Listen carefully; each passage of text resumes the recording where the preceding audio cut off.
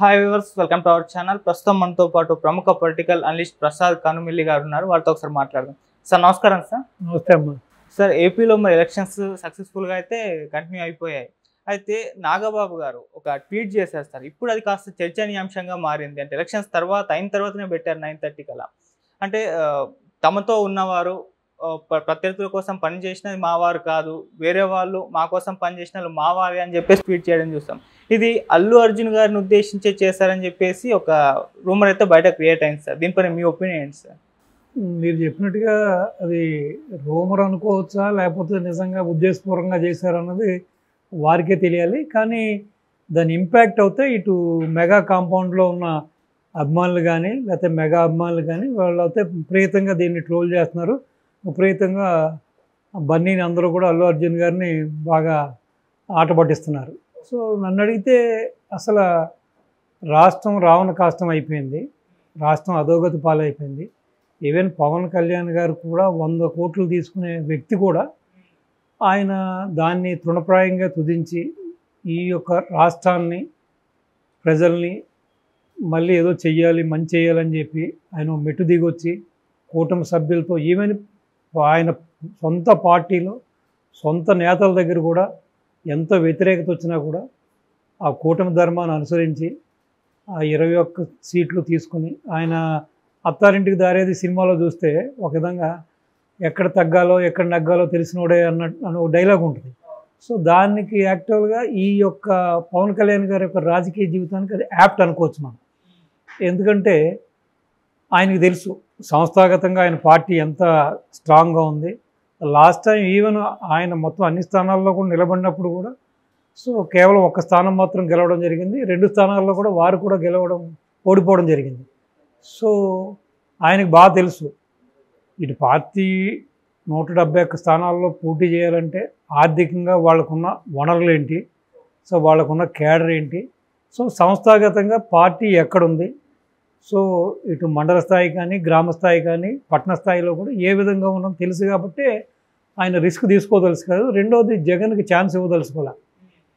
So ఎట్టి పరిస్థితుల్లోనూ జగన్ని గద్దె దింపాలి, ఈ అరాచక పాలన నుంచి రాష్ట్రాన్ని కాపాడాలనే ఉద్దేశంతో పార్టీలో ఎన్ని ప్రతికూల పరిస్థితులు వచ్చినా కూడా ఆయన సమన్వయం పాటించి మీరు చూశారు ఇటు ముద్రగడ్డ కానీ, చేగొండ హరిరోమజయ్య కానీ వీళ్ళంతా కూడా ఎంత ప్రొవోక్ చేశారో చూసి నువ్వే సీఎం క్యాండిడేట్ అని అదని ఇదని.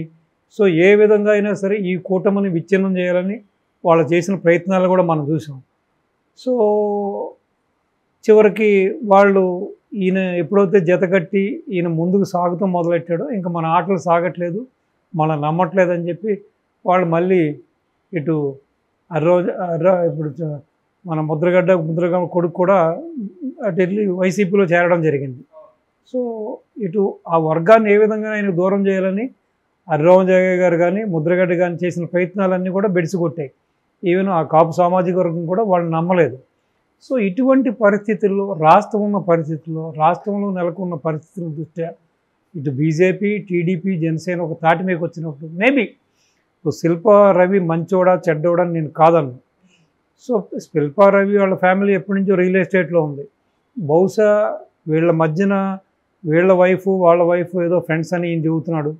లేదు నిజంగానే వ్యాపార బంధం ఉందా, బహుశా వాళ్ళ రియల్ ఎస్టేట్ సంస్థల్లో ఈయన ఇన్వెస్ట్ చేశాడా, ఏదేమైనా కానీ ఇటువంటి పరిస్థితుల్లో ఆ విధంగా బాహాటంగా బయటకు వచ్చి అల్లు అర్జున్ చేసింది అయితే తప్పే అంటాను నేను. ఎందుకంటే ఒక పక్కన అరాచక పాలన, ఒక పక్కన రాష్ట్రం అంతా కూడా డ్రగ్స్ మయమైపోయింది, ఒక పక్కన గంజాయి. ఇప్పుడు మన ఏపీలో గంజాయి హబ్ అయిపోయింది. కాలేజీల దగ్గర కానీ, స్కూల్స్ దగ్గర కానీ ఎక్కడ చూసినా కూడా మీకు ఆ గంజాయి చాక్లెట్లు కూడా పసిపిల్లలు కూడా చాక్లెట్ రూపంలో అమ్మేస్తున్నారు. సో చాలామంది, చాలా కుటుంబాలు ఈ యొక్క మహమ్మారి బారిన పడి చాలామంది చనిపోవడం కూడా జరిగింది చాలామంది. సో మెగా డిఎస్ఎన్ చేయలేదు, పోలవరం రివర్స్ టెండరింగ్ పేరుతో పోలవరాన్ని అటకెక్కించారు. సో రాష్ట్రంలో ఉన్న ఇండస్ట్రీస్ని పారదోలేశారు, రాబోతున్నట్లని కూడా పారదోలేసేశారు. సో ఈ విధంగా అన్ని రంగాల్ని కూడా కుదేలు చేసేసి వీళ్ళ అరాచక పాలనతో ల్యాండ్, శాండ్, వైన్, మైన్ అన్నిటిలో కూడా వీళ్ళ దోపిడీ పరాకాష్ట జరిగింది. ఇప్పుడు బహుశా ఇవన్నీ కూడా వారి దృష్టికి వచ్చి ఉంటుంది. అల్లు అర్జున్ కూడా చదువుకున్న వ్యక్తే కాబట్టి ఆ మాత్రం అవగాహన లేకుండా ఎవరు ఉండరు కాబట్టి సో వచ్చి ఉంటుంది. అటువంటి పరిస్థితుల్లో కూడా ఒక పక్కన మేనమామ నుంచి ఉన్నాడు, ఓ పక్కన మెగా ఫ్యామిలీ అంతా ఓ పక్క వెళ్ళింది. ఈవెన్ మొన్న రామ్ చరణ్ గారు వెళ్ళిన రోజుని ఈవెన్ వాళ్ళ ఫాదర్ కూడా వెళ్ళడం జరిగింది, అల్లు అరవింద్ గారు వెళ్ళారు, వాళ్ళ మేనత్త కూడా వెళ్ళింది. సో ఇటువంటి పరిస్థితుల్లో ఒక విధంగా చెప్పాలంటే అది వ్యూహాత్మక తప్పిదం అనుకుంటున్నాను నేను. ఇప్పుడు ఈ రోజున ఏదైతే ఇప్పుడు వీళ్ళందరూ కూడా ఈ రోజున ఈ యొక్క పొజిషన్లో ఉండడానికి స్వయం కృషి టాలెంట్ లేకుండా ఎవరు పైకి రారు. డెఫినెట్గా వీళ్ళు అప్రిషియేట్. బట్ బేసిక్గా తీసుకుంటే ఎప్పుడైతే చిరంజీవి గారు చిత్ర పరిశ్రమలో అల్లు రామలింగయ్య గారు మామగారిని అడ్డం పెట్టుకుని కాస్త నిలదొక్కున్నాడో తర్వాత తను ప్రూవ్ చేసుకున్నాడు. ఆయన ప్రూవ్ చేసుకున్నప్పుడు ఇంక తర్వాత వాళ్ళ ఫ్యామిలీలో అందరూ వచ్చారు. ఇటు ఈయన అర్జున్ గారు వచ్చారు, వాళ్ళ ఫ్యామిలీలో చరణ్ వచ్చాడు, ఇంకా మిగతా వాళ్ళ మేనళ్ళు వాళ్ళందరూ సాయి తరుణ్ తేజ్ అందరూ కూడా వచ్చారు. కానీ ఇటువంటి పరిస్థితుల్లో రాష్ట్రం ఉన్న పరిస్థితుల్లో మెగా ఫ్యామిలీ అంతా ఒక పక్క ఉన్నప్పుడు ఈవెన్ నీ తండ్రి కూడా అటే ఉన్నప్పుడు నువ్వు ఈ విధంగా చేయడం అనేది నీకు నిజంగా ఫ్రెండ్ అయి ఉంటే ఏదైనా 40 ఫండ్ ఏదన్నా ఇచ్చో లేకపోతే పరోక్షంగా చేసుకుంటే బాగుండేది. సో ఒక విధంగా దీనివల్ల కొంత తన ఫ్యాన్ బేస్లో కూడా కొంత చీలికొచ్చే అవకాశం ఉంది. సో తన ఎదుగుదలకు కూడా ఇది ఏదైనా ఆటంకంగా మారవచ్చు అనే భావన కూడా కొంతమందిలో ఉంది. సో ఇది ఏదైతే ఆయన చేశారో నాగబాబు గారు చేసింది డెఫినెట్గా అతను ఉద్దేశించి, దీంట్లో వేరే ఎవరున్నారు? అయిన వాళ్ళు ఎవరు కూడా ఈయన తప్పించి ఎవరు కూడా బయటికి రాలేదు కదా. ఇది బాహటంగా కానీ పరోక్షంగా కానీ ఎవరు కూడా జగన్కి మద్దతు తెలిపలేదు. ఇంకో విషయం, చిత్ర పరిశ్రమను కూడా ఎంత ఇబ్బంది పెట్టాడో జగన్ అన్నది జగమెరిగిన సత్యం. ఈవెన్ రాజమౌళి గారు, మహేష్ బాబు గారు, ప్రభాస్ గారు, తర్వాత చిరంజీవి గారు వీళ్ళంతా వెళ్ళినప్పుడు కూడా చిరంజీవి గారు తన స్టార్డమ్ని తనకున్న ఇమేజ్ని కూడా పక్కన పెట్టి, మీరు తల్లి స్థానంలో ఉన్నారు సినీ ఫీల్డ్కి, మీరు సీఎం కాబట్టి మీరు దయచేయండి, కాస్త మాకు రాయల్టీలు ఇవ్వండి, కాస్త టికెట్ల రేట్లు పెంచుకోవడానికి చూడండి, చిత్ర పరిశ్రమ ఇప్పటికే నష్టాల్లో కూరుకుపోయింది అని అడిగినప్పుడు కూడా, రెండు చేతులు జోడించినప్పుడు కూడా సాధారణంగా మన సాంప్రదాయం ఏంటి? మన సాంప్రదాయం కాదు, ఈ భారతదేశంలో ఎవరైనా సరే నమస్కారానికి ప్రతి నమస్కారం చేయడం అనేది అది ఒక మంచి సంస్కారం.